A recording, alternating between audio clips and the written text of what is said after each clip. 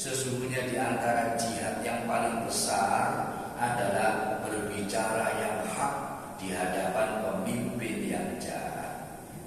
Bismillahirrahmanirrahim. Bismillahirrahmanirrahim. Assalamualaikum warahmatullahi wabarakatuh.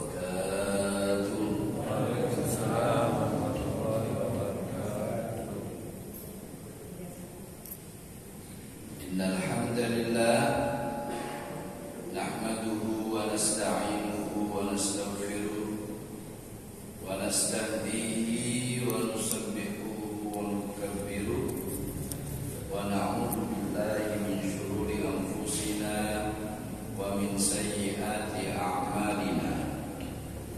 Innahu may yahdihillahu fala mudilla lahu wa may yudlilhu fala hadiya lahu. Shalatan wa salaman daimain mutalazimain ala Rasulillah wa ala alihi wa ashabihi wa man da'a bi da'watihi ila yaumil qiyamah, amma ba'du. Alhamdulillah, para jamaah yang dimuliakan Allah, bersyukur kita kepada Allah pagi hari ini. Allah masih melimpahkan nikmat, rahmat, hidayah, inayahnya kepada kita semua, sehingga kita masih diberikan kemampuan dan kemampuan untuk bersama-sama hadir menyambut seruan Allah, sholat subuh berjamaah, sekaligus kita meneladani sabda-sabda baginda Rasulullah Sallallahu Alaihi Wasallam. Pagi hari ini kita mengangkat tema tentang an-nasihatu li a'immatil muslimin, nasihat kepada para pemimpin umat Islam. Nasihat pada pemimpin umat Islam, dan sangat penting, sangat relevan, karena sebentar lagi kita akan memilih salah satu dari pemimpin kita umat Islam, pemimpin bangsa Indonesia, di mana perjalanan bangsa, bahkan perjalanan dunia ini sangatlah diwarnai oleh para pemimpin-pemimpinnya. Pemimpin itu bagus, biasanya bangsa itu bagus. Pemimpin yang jelek, biasanya bangsa itu akan menuliskan sejarah keburukan. Na'udzubillah. Karena itu menjadi penting bagi kita untuk menambah pengetahuan kita agar kita tidak salah dalam memilih seorang pemimpin kita. Rasulullah Shallallahu Alaihi Wasallam pernah bersabda, "An Abi Ruqayyah Tamim bin Aus Ad-Dari radhiyallahu anhu." Diriwayatkan dari Abi Ruqayyah Tamim bin Aus Ad-Dari radhiyallahu anhu, semoga Allah meridhoinya, anna Nabiyya sallallahu alaihi wasallam qala, bahwa sungguhnya Nabi sallallahu alaihi wasallam pernah bersabda, ad-dinu an-nasihatu, agama itu adalah nasihat. Qulna liman, kami sahabat bertanya, untuk siapa ya Rasulullah? Qala, Rasulullah menjawab, lillah, untuk Allah, wa li kitabihi, untuk kitab sucinya Allah, wa li rasulihi, untuk rasulnya Allah, wa li a'immatil muslimin, dan untuk para pemimpin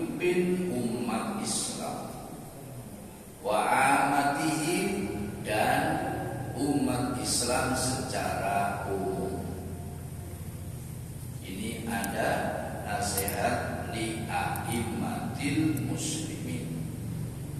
Mari kita lihat sejauh mana urgensi pentingnya nasihat untuk para pemimpin umat Islam tersebut.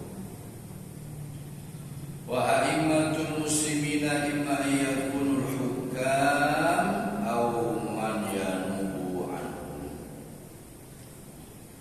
Dan para pemimpin umat Islam itu boleh jadi mereka adalah para pemimpin pemerintahan, para penguasa, aw man yanubu anhum, atau para wakil pemerintahan atau wakil-wakil para penguasa. Wa imma ayyakunul ulama wa muslihin. Boleh jadi para pemimpin umat Islam itu adalah para ulama, para dai, para muslihin, orang-orang tokoh-tokoh dari umat Islam. Ini boleh kedua-duanya.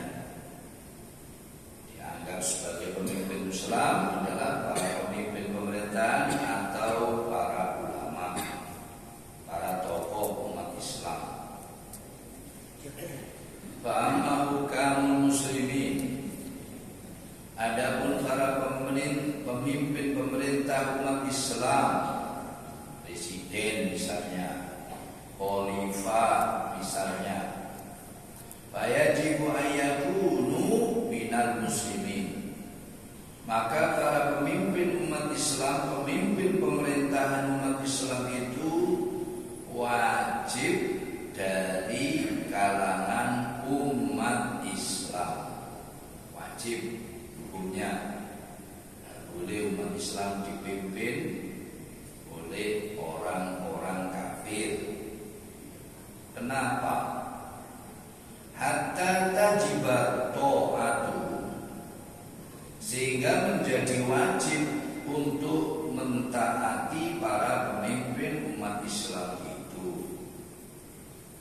Kalau pemimpinnya tidak umat Islam, maka tidak wajib mentaatinya. Allah Ta'ala berfirman dalam surat An-Nisa ayat 59. A'udzu billahi minasyaitonir rajim. Atii'ullaha wa atii'ur rasula wa ulil amri minkum. Taatlah kalian semua kepada Allah. Taatlah kalian semua kepada Rasulullah, dan juga taatlah kalian semua kepada ulil amri minkum, para pemimpin di antara kalian. Syaratnya ya ulil amri itu yang taat pada Allah, taat pada Rasul, karena para pemimpin umat Islam itu juga bagian dari umat Islam. Nah, kalau kafir berarti kan tidak taat pada Allah. Kalau kafir berarti tidak taat pada Rasul. Maka para pemimpin umat Islam juga harus bagian dari umat Islam yang taat pada Allah, yang taat pada Rasul. Bagaimana bisa taat orang kafir? Dia tidak iman, tidak percaya.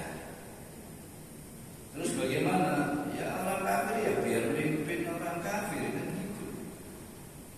Orang Islam ya disuruh taat kepada Allah dan Rasulnya. Karena jadi pemimpin umat Islam ya nggak boleh lepas dari aturan Allah, aturan Rasul. Sementara pemimpin kafir jelas tidak mau nurut, tidak mau taat, tidak mau takwa pada Allah dan Rasulnya. Sehingga menjadi tidak wajib nanti umatnya mentaatinya. Sementara kita disuruh taat pada pemimpin. Supaya menjadi wajib taat pemimpin itu, maka pemimpin umat Islam harus dari umat Islam sendiri. Wa nasihatuna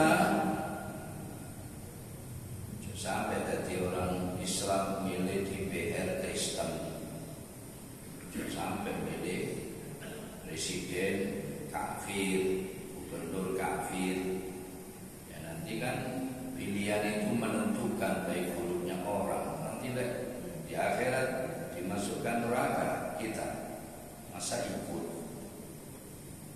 Karena semua tindakan kita dimintai tanggung jawab oleh Allah, apalagi memilih pemimpin.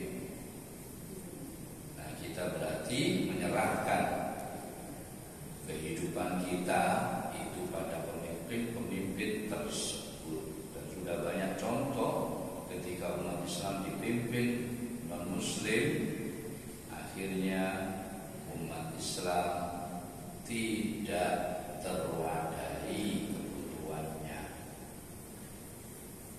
Berbeda kalau umat Islam yang memimpin, sudah jelas.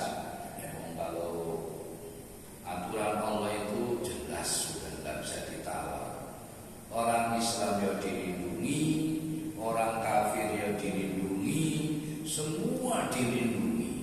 Bahkan orang Islam sendiri nggak boleh menzalimi orang kafir kalau orang kafir itu tidak menzalimi. Sama dengan pada sesama muslim, suruh menghormati, mentaati, menghargai. Kan kalau tidak zalim, kalau zalim ya suruh memperingati. Sementara kalau sudah orang kafir yang memimpin, lihatlah bagaimana umat Islam berkuasa 800 tahun di Spanyol. Ketika Isabella itu berkuasa tentara salib, maka umat Islam nggak boleh hidup di sana. Dikasih tawaran pergi dari Spanyol atau murtad, ganti nama, jangan sampai ada nama Islam, apalagi mengamalkan ajaran Islam, atau dibunuh. Berbeda dengan Islam. Kalau sudah menerima pemerintahan Islam, seluruh orang kafir, anak-anak, ibu-ibu, orang tua dilindungi, sama dengan melindungi umat Islam. Maka tidak ada alasan sama sekali ada orang kafir takut pada pemerintahan Islam. Tidak ada alasan. Dalam sejarah panjang umat Islam, ya semuanya anggota bangsa, warga bangsa itu dilindungi semuanya penuh seperti melindungi umat Islam. Wa nasihatuna lahum an nuhibba sholaha wa rusdahu wa adlahu. Dan nasihat kita kepada para pemimpin umat Islam adalah an nuhibba sholaha. Kita mencintai kebaikan para pemimpin umat Islam. Wa rusdahu, kita mencintai kelurusan umat Islam, pemimpin umat Islam. Wa adlahu, dan kita mencintai keadilan para pemimpin umat Islam. La an nuhibbahum li asqosi, kita tidak mencintai para pemimpin umat Islam karena kepribadiannya, karena pribadinya enggak, tapi karena kebaikan, kelurusan, keadilannya. Bukan kita mencintai para pemimpin umat Islam itu karena gemoinya, enggak, karena gantengnya, enggak, karena cantiknya, enggak, karena duitnya, enggak, karena kekuasaannya, enggak, karena kerabatnya, keluarganya, enggak, tapi karena kebaikannya, kelurusannya, keadilannya. Nah, kita mencintai pemimpin seperti itu. Walima yatahaqqaqu min masalihina khassa alaini, dan karena kemaslahatan kita sebagai masyarakat itu akan terrealisasi melalui kekuasaan mereka. Nah, kebutuhan kita dipenuhi, sandang, pangan, papan, pendidikan,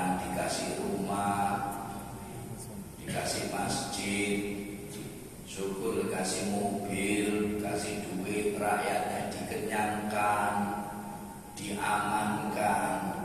Lah, pemimpin seperti itulah yang wajib kita dukung, wajib kita angkat, kita pilih, kita cintai, bukan karena gemoy,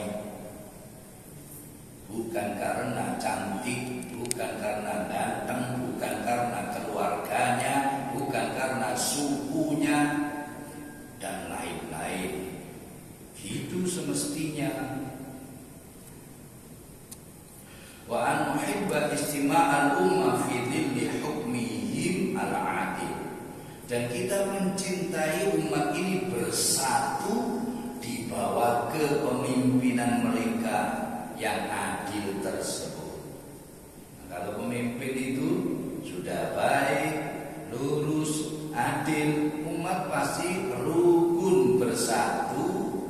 Tidak ada alasan untuk berpecah belah dengan alasan apapun, karena adil pada anak kecil, pada orang tua, pada kerabat, pada non kerabat, pada yang kaya, pada yang miskin, pada yang Islam, pada non Muslim. Ya pasti menyatu. Ketidakadilan itu, kejahatan itu yang membuat umat bangsa menjadi terpecah belah. Wa nadru iftiraqal umma wa dhi'atin nas fi dhilli hukmin jahil wa ta'is. Dan kita tidak suka umat ini berpecah belah, umat ini menjadi tersia-siakan di dalam naungan kepemimpinan yang jahat, yang otoriter. Kita tidak suka, bahkan semua manusia tidak suka. Bukan hanya umat Islam pada pemimpin yang jahat, yang otoriter, yang gak adil. Bahkan pada pemimpin umat Islam sendiri, kalau dia jahat, otoriter, tidak baik, ya pasti akan bikin perpecahan umat. Sepanjang zaman itu sudah kita bisa baca dalam seluruh perjalanan sejarah manusia. Kalau muncul pemimpin yang gak adil, jahat, ya rusak umat, pecah belah, ada karuan, perang saudara. Maka diperlukan pemimpin yang arif, yang lurus, yang jujur, yang baik, yang adil. Kalau ada, kalau tidak ada, ya khawfu dorore, ya milih pemimpin yang paling sedikit madorotnya bagi bangsa, bagi umat ini. Dan biasanya yang seperti itu yang pemimpin yang takut pada Allah. Yang gak takut pada Allah ya pasti rakyatnya dikibuli tok, ditipu tok, dibohongi terus. Nah, begitu. Wa nasihatuna lahum an nu'inahum 'alal haqqi wa nuti'ahum fihi wa nudzakkirhum bihi. Dan nasihat kita pada para pemimpin umat Islam itu adalah an nu'inahum.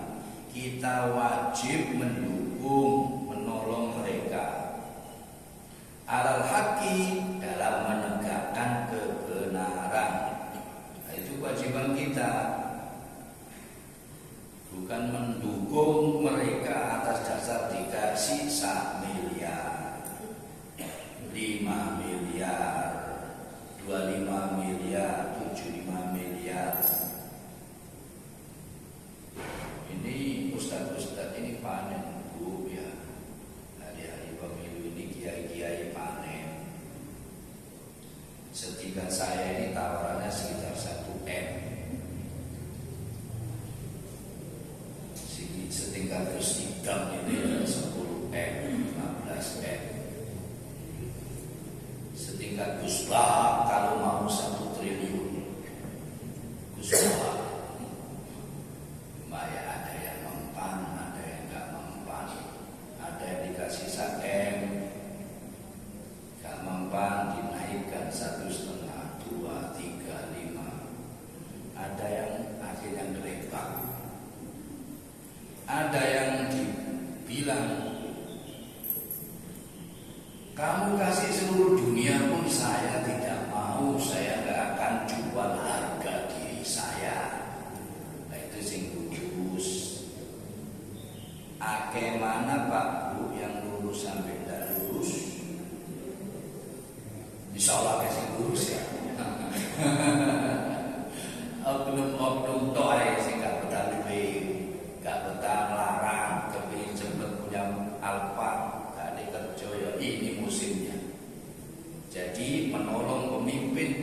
atas dasar menegakkan kebenaran atas dasar 3T: harta, tahta, wanita.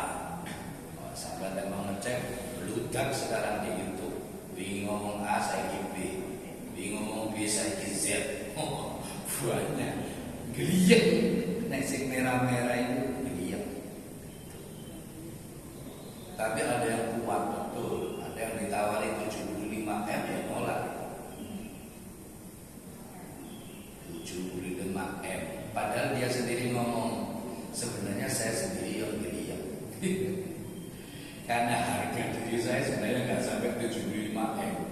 Pokoknya suruh diem, nggak komentar, 75M ditransfer. Nah ini yang rusak bangsa, rusak rakyat.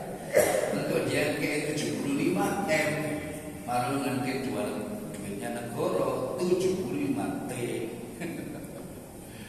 Ya hancur-hancuran rakyat yang ditinggali utang terus. Alhamdulillah ini nyaur gak mari-mari. Kereta cepat itu nanti yang digagas itu ternyata bukan milik Indonesia. Ternyata itu nanti lunasnya setelah 170 tahun. Waduh, masa negeri kita begini. Salah dari pemimpin itu. Seterusnya bagaimana? Wa nunabbiuhum. Jadilah kita membantu nolong ya atas kebenaran, bukan atas dasar keluarga, bukan atas dasar duit, atau dikasih jabatan komisaris, dikasih jabatan peluang apa. Begitu terus selama ini. Bukan karena prestasi, kemampuan, kepintaran, kesolehan, tapi itu kamu setuju ini komisaris, kamu setuju jabatan mana yang kamu pilih. Begitu. Dan ini sebenarnya nggak boleh diterangkan, semua kita paham. Cuma ono sing wani ngomong, ono sing bidek terus, ono sing menang terus melihat kebatilan, nggak berani ngomong. Kenapa? Takut nggak kebagian. Wa nunabbiuhum fi rifqin wa hikmatin wa lutfin. Dan kita wajib memperingatkan para pemimpin umat Islam itu dengan cara yang halus, dengan cara yang bijak, dengan cara yang lembut. Kenapa?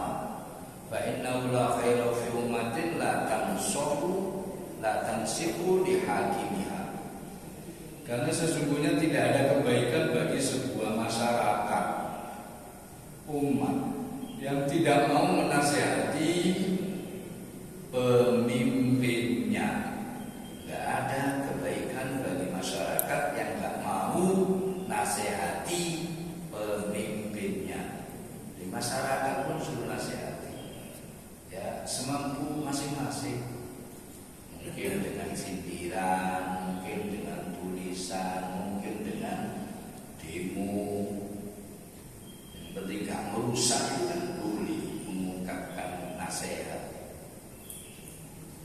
Mungkin dengan diundang makan malam, kemudian dinasihati, memang keluarga atau teman dekat atau kenal.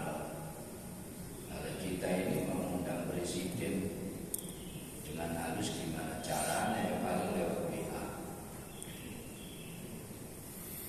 Diundang mana mungkin tidak kenal. Fa innahu la khaira fi ummatin la tansihu li hakimiha. Sungguhnya tidak ada kebaikan bagi umat, bagi bangsa yang tidak mau menasihati pemimpinnya. Wala takun li dhalim anta dhalim, dan tidak berani mengatakan pada pemimpin yang dhalim anta dhalim. Hei, kamu dhalim, bertakwalah pada Allah. Wala khaira fi hakimin yastadillu sya'bahu wa yakumu afwa nasihin. Dan juga tidak ada kebaikan bagi pemimpin yang merendahkan rakyatnya. Wa yakum afwahal nasihin, dan membungkam para pengkritiknya, membungkam mulut-mulut orang-orang yang mau menasehatinya, anti kritik. Pemimpin tidak boleh begitu, itu pemimpin otoriter yang jelek kalau tidak mau dinasehati. Dinasehati teman tidak mempan, dinasehati rakyat tidak mempan, dinasehati halus tidak mempan, orang tua tidak mempan, dinasehati tokoh tidak mempan. Itu namanya pemimpin otoriter, dan pasti tidak baik pemimpin begitu. Manusia itu tidak ada yang sempurna, butuh orang-orang yang kritik supaya hati-hati, butuh orang-orang yang nasihati supaya selamat. Ada dibungkam lama-lama ya tak berani, ngomong di penjara, ngomong diancam. Akhirnya lihat, ada yang puluhan, ada yang ratusan dibunuh pun rakyat gak berani ngomong. DPR gak ngomong, ABRI gak ngomong, TNI gak ngomong, polisi gak ngomong, advokat yang gak ngomong, rakyat yang menang takut diancam. Itu kan yang terjadi. Nah, kalau begini apa aman? Ya jelas gak aman. Pasti ada sesuatu di hati umat, di hati bangsa, di hati masyarakat. Itu cuma tidak berani aja. Ini kalau nendang terus, nendang merasa dizalimi, diinjak oleh penguasa, ini dalam sejarah panjang akhirnya pasti meledak. Meledak teman, emang kasihan. Namanya bangsa yang dibangun dengan darah dan air mata, berantakan orang saudara. Itu biasanya karena pemimpin-pemimpin yang otoriter, yang boleh ini. Untung kalau orang Indonesia ini halus-halus orangnya. Paling yo demo, paling yo nyampaikan, diancam wis menang. Sebagian bangsa lain pemimpinnya tidak benar, dinasihati tidak mempan, tidak tembak. Lihat di Timur Tengah, hancur-hancuran kan, karena berani orang-orang. Perang akhirnya. Gimana ada perang? Ya lihat hancur-hancuran gara-gara pemimpin-pemimpin yang boleh. Negeri kita untungnya orang-orang yang sabar-sabar. Orangnya itu halus, ya mudah-mudahan tidak sampai meledak. Mudah-mudahan ya tersalur di salur yang benar, jalur yang benar, supaya negeri ini tetap utuh, menyatu, rukun, baik. Dan syukur-syukur kalau akan jadi contoh bagi bangsa-bangsa di dunia. Wala khaira fi hakimin yastadillu sya'bahu wa yakum afwahu nasih. Dan tidak ada kebaikan bagi pemimpin yang menghinakan rakyatnya dan membungkam mulut-mulut orang yang mengkritiknya. Wa yasummu udunaihi an simai kalimatil haq.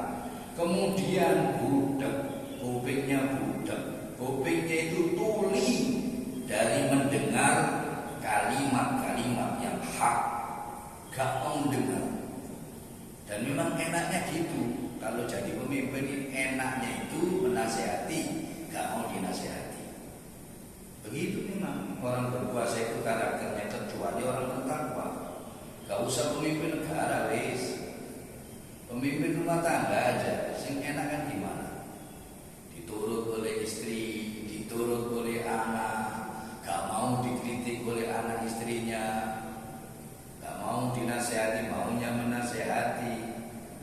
Kan begitu yang terkecil itu. Apalagi pemimpin negara yang senang dinasehati dia yang bertakwa. Orang yang keras, beringas saja, lek takwa mau. Kayak Umar bin Khattab itu dinasihati malah terima kasih. Ketika dinasihati oleh anak muda waktu itu dengan pedangnya, Umar bersikap luruslah kamu sebagai pemimpin. Kalau tidak, tak luruskan dengan pedang. Oh, Umar bin Khattab, terima kasih, saya bersyukur masih ada anak muda yang seperti ini. Begitu. Padahal Umar bin Khattab orang terkenal beringas dan kuat. Kalau dia mau disentil itu yang kritik, mencret itu sudah mati. Tapi beliau karena bertakwa, terima kasih kalau dinasihati. Tapi kalau tidak bertakwa bagaimana? Dinasihati satu orang tidak mempan, satu pulau tidak mempan, satu desa tidak mempan, satu kabupaten tidak mempan, satu negara pun tidak mempan. Budak, tuli, tidak mau mendengar nasihat kebenaran. Nah, pemimpinnya begitu, jangan dipilih, nggak masalah terus. Bal yakrahu ayatafaqahu bi'amal. Bahkan pemimpin seperti itu nggak mau ada satu orang pun yang mengkritiknya. Wa indama tasbahul ummah khalqati la takun haqqin nasil hakim.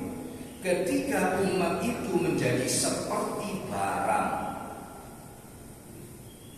tidak mau menegakkan nasihat yang benar pada pemimpin, wa yasbahul hakim tauhutan, sehingga pemimpin menjadi tauhud, layak balu nasihat, yang tidak mau menerima nasihat. Fa makna dzalika dzillu wad dimaru wal hazimatu was-siqal. Maka maknanya bangsa itu akan jadi bangsa yang hina, bangsa yang hancur, bangsa yang kalah, bangsa yang terdil. Wa hadza qabilul hukum wal qudus. Dan keadaan seperti ini rentan terjadi, sering terjadi, kullama inharafat al-ummatu anil Islam. Ketika umat itu, khususnya umat Islam, sudah mulai menyimpang dari ajaran Islam. Wa musihat wa suwihat mabadi'u wa afkaru fi aqwalin nas wa afal.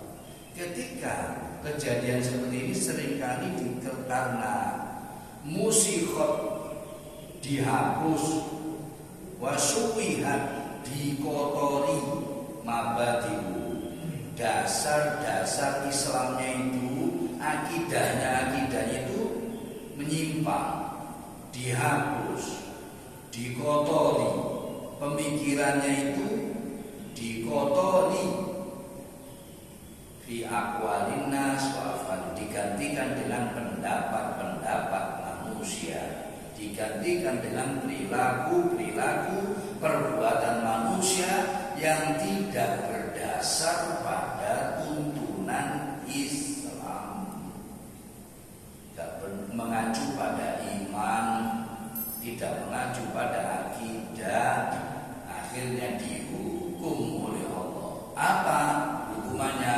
Dikasih pemimpin yang zalim, yang jahat, sampai umat itu kembali taubat dan sadar, menjalani hidup sesuai tuntunan ajaran agamanya.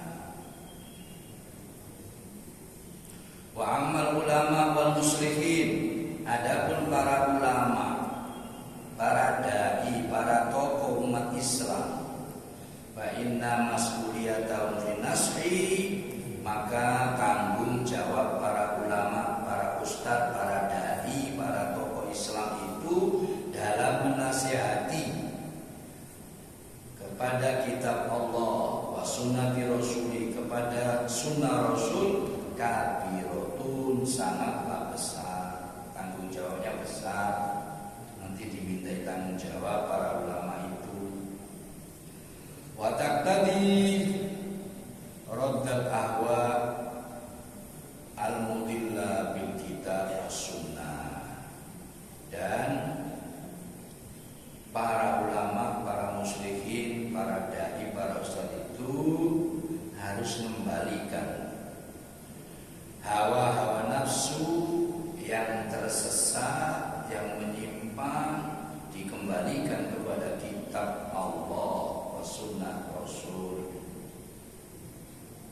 pada ajaran Islam.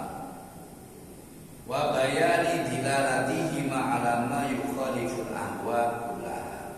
Dan harus para ulama, para ustaz itu mau menerangkan dalil-dalil keduanya dari kitab as-sunnah itu yang bertentangan dengan hawa-hawa nafsu secara keseluruhan. Panjenengan boten leres alias keliru, ini dalilnya, ini dasarnya, ini hukumnya. Nah, itu tugas ulama, tugas ustaz harus begitu. Jangan wani biro, saya protes wani biro itu, maka hilang keberanian untuk nasihati. Kenapa? Engkau kalau bagian nasihati enak di dunia, di akhirat. Nah itu yang masalah. Kalau di akhirat gak diurus, saya yang melok-melok. Dan di akhirat diurus. Kata Ustaz Dasar Latif yang dari Makassar itu, Pak Polisi, para pemimpin, demi Allah, kalau Anda lulus di dunia, lolos maksudnya, nggak ketangkep di dunia, wallahi nggak akan lolos di kuburan di akhirat. Saya setuju dengan itu. Mungkin kita aman-aman saja karena duit banyak, bagi-bagi mau duit sopo, dihormati di kampung, dulu tonggo, mana kaya, duit sopo itu. Kemudian gak ketangkep karena KPK juga kebagian, yang lain kebagian, tangkep dakwani, aman. Tapi pasti tidak aman ketika masuk kuburan. Soalnya malaikat Israel itu gak bisa disogok, Bapak Ibu ya. Allah yang gak bisa disogok. Di kuburan duit gak laku, itu yang harus dipikir. Sebenarnya enak sih duit-duit gitu, itu kan gak soro langsung belak gitu. Yang lain kerja seumur hidup, kadang-kadang gak cukup keimanan, lagi menentu langsung ketiban belak gitu. Secara logika sekarang tetek dipangan sampai 7 turunan. Nah, tetapi kalau kita beriman ada dunia lain selain dunia ini setelah mati, dan ternyata di sana itu lebih panjang dan semua di sana tidak bisa disogok.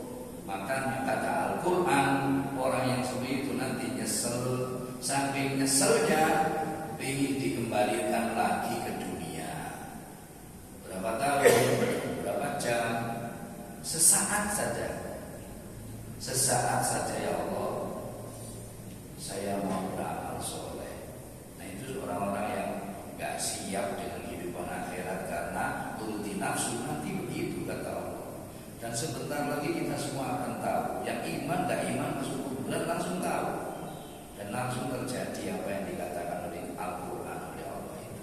Yang gak siap nangis getih, nangis darah, ingin dikembalikan ke dunia, niatnya mau amal soleh. Sesaat saja, bukan 1 hari, 1 tahun. Saking pentingnya berbuat baik di dunia. Apa dituruti? Ternyata kata Al-Quran enggak dituruti. Mati ya terus gak balik sudah selama-lamanya. Itulah yang membuat kita ini nahan diri. Dan kita harus kuat dengan godaan-godaan yang menggiurkan hawa nafsu tersebut. Karena pasti rugi. Enak apapun di dunia ini kita masuk neraka orang paling rugi. Menderita bagaimanapun kita ini di dunia, masuk surga orang paling untung. La aisyata illa aisyata. Tidak ada hidup kata Rasulullah kecuali hidup di akhirat. Wa kadzalika radul aqwal ad-dhaifah min zilatil ulama. Dan juga kita harus ulama, ustadz, dai, tokoh masyarakat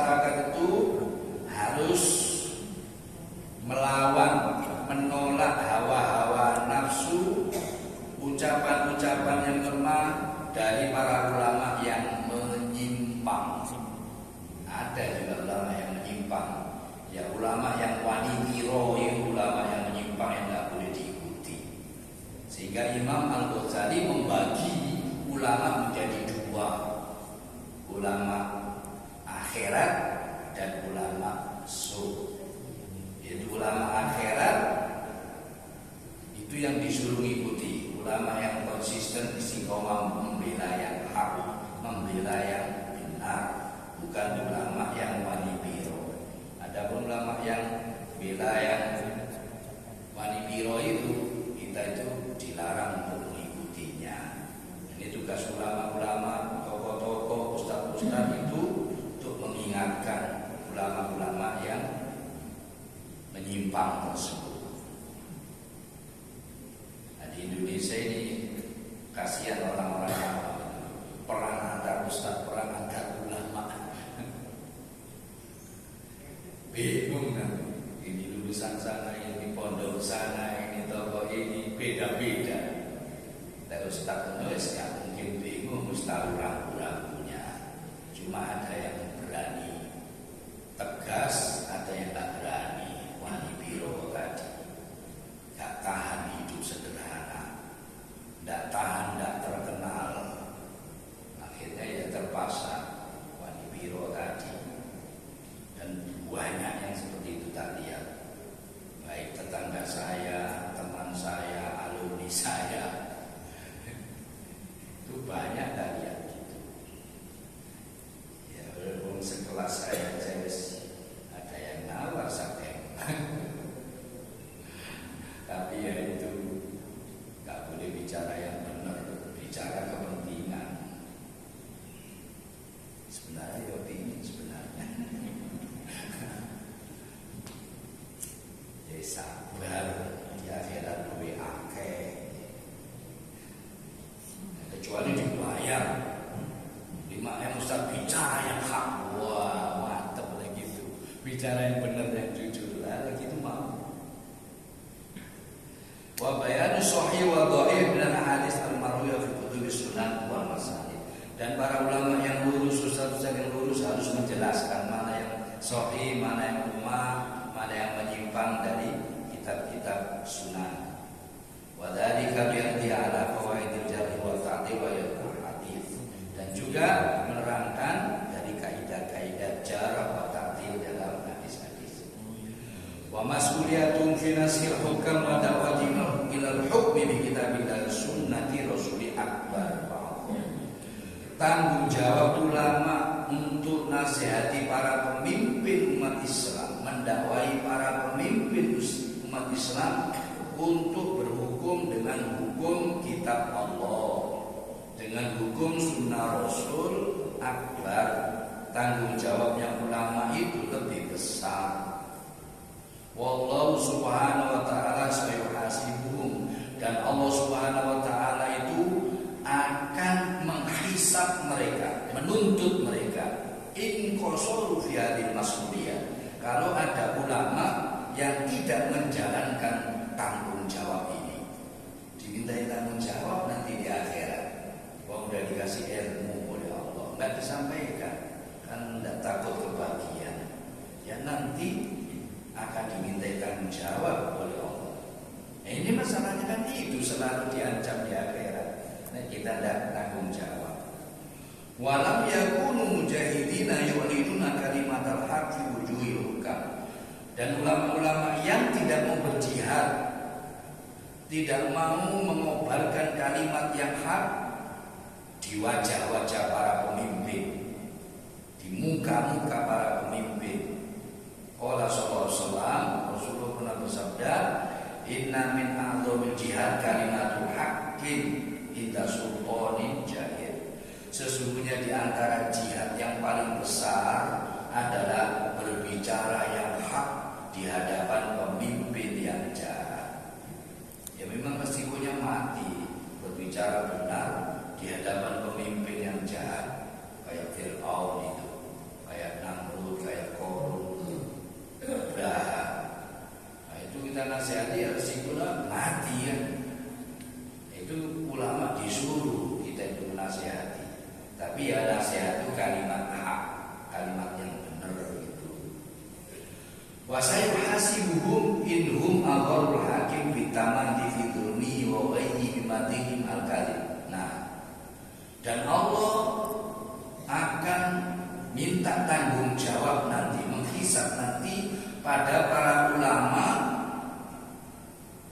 yang memuji-muji pemimpin dalam kedzalimannya, penyimpangannya, dengan pujian-pujian yang dusta. Diunggul-unggul cek dapat cipratan. Zaman sekarang tidak usah diterang, semua itu lah mayoritas. Singkat mikir akhirat kayaknya gitu. Yang sering kita namakan dengan penjilat. Nah itu ya. Masih welek diapi-api dia biar kecipratan. Just itulah punya kalau pemimpin-pemimpin yang zalim itu sepanjang zaman ya begitu. Nah ulama nggak boleh muji-muji pemimpin yang zalim begitu, itu tidak boleh. Akan dihisab oleh Allah. Wa ja'alu min anfusihim abwaban hukam wa matiyatan. Dan menjadikan diri mereka para ulama-ulama itu yang atau yang jilat itu menjadi trompet-trompetnya para pemimpin. Kaki tangan lah menjadi kaki tangannya. Wal farqu kabirun jiddan. Perbedaannya sangatlah besar. Baina ayyadau fi qafilati salatil ulama wa baina ayyasbahu tuyulan fi qafilati khaddam. Perbedaannya sangat besar bagi orang-orang yang bergabung di kafilah pemimpin-pemimpin para ulama dan orang-orang yang bergabung menjadi belalainya kafilah yang menjadi pelayan-pelayan para pemimpin masyarakat, pemimpin pemerintahan. Wa nasahna lahum an nadhkurahum bihadhil mas'uliyah al-mulqa ala atiki. Maka kita nasihati para ulama itu dengan tanggung jawab yang diletakkan di pundak mereka hari ini. Wa anusadiqahum bima yarawnahu min ahadits ma'dan mu'adan dzikr. Dan kita luruskan mereka dengan hadis-hadis selagi mereka memang sikoh, bisa dipercaya. Wa nasuna alsinatan antajrihim awladihim. Dan kita jaga lisan kita dari menjelekkan mereka dan menjatuhkan mereka. Yang nyimpang-nyimpang jangan dijelekkan dan dijatuhkan, tapi dinasehati supaya sebagai ulama sadar diri tugasnya adalah nasihati para pemimpin supaya menjadi pemimpin yang rahmat, yang baik, yang cinta pada rakyatnya, sehingga aman nanti dari tuntutan Allah di akhirat. Ini dulu para jamaah sekalian, waktunya sudah habis. Mudah-mudahan ini menjadi bekal bagi kita semuanya untuk sebentar lagi kita akan memimpin, kita akan memilih pemimpin bangsa ini. Mudah-mudahan kita memilihnya atas dasar kebenaran, bukan atas dasar money biro. Apalagi cuma 50.000, apalagi cuma 100.000, tanggung jawab nanti di akhirat. Kalau pemimpin yang kita pilih itu ternyata pemimpin yang tidak amanah. Alhamdulillah. Para jamaah, mudah-mudahan ini semua menjadi ilmu yang manfaat.